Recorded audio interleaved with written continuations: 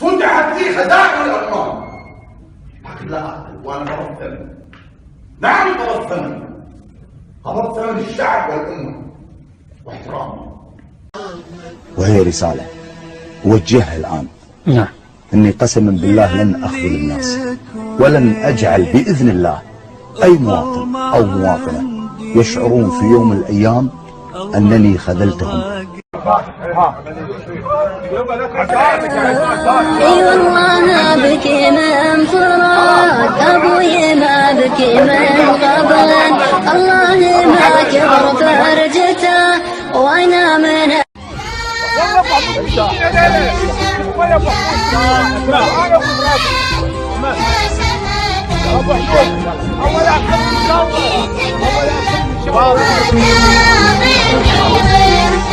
أنا صاحب قضية ولن أهرب، ولو عاد فيني الزمن مرة أخرى لا أقول نفس الكلام اللي قلته. سأدخل السجن وأنا مرفوع الرأس، وسيأتي يوم طال الزمن أو قصر وسأخرج من السجن، ولكن التاريخ سيسجن سجاني. لي وطن ليت ألا أبيعه حتى وإن كان ثمن هذا الأمر هو حريتي وسجني.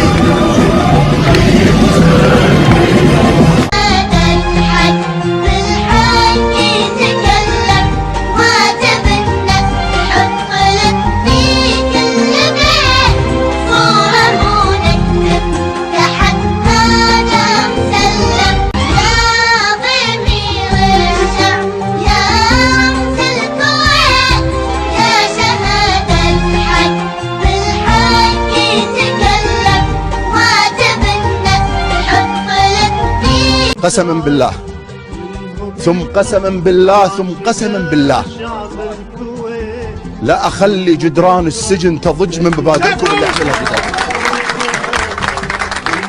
وطال الزمن ولا قصر، عيب على اللي يتقي عقب ما بان، وعيب طمان الراس عقب ارتفاعه.